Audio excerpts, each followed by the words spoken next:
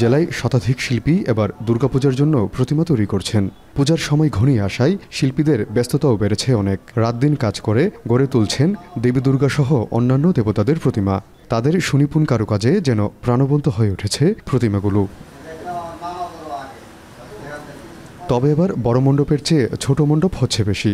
এ কারণে কাঙ্ক্ষিত মুনাফা হচ্ছে না শিল্পীদের। এছাড়া বেড়েছে উপকরণের দাম। শিল্পীদের সঙ্গে তাদের সহযোগীরাও পূজার এই মৌসুমে বাড়তি টাকা আয় করেন প্রতিমার কাজ করে। এবার ভাটা পড়েছে তাদের আয়ও। সব মিলে আমরা খুব ব্যস্ততার মধ্যে দিন কাটাইতেছি।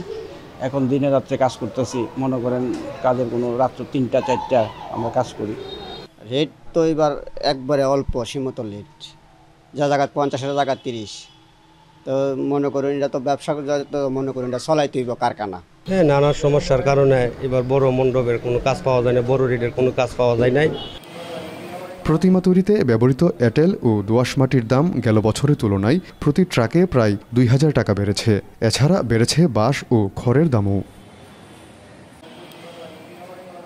সাম্প্রতিক ভয়াবহ বন্যা, আর্থিক সংকট এবং গণ অভ্যুত্থানে নিহতদের স্মরণে এবার দুর্গোৎসবের কলেবর কমছে বলে জানিয়েছেন পূজা উদযাপন পরিষদের এ নেতা।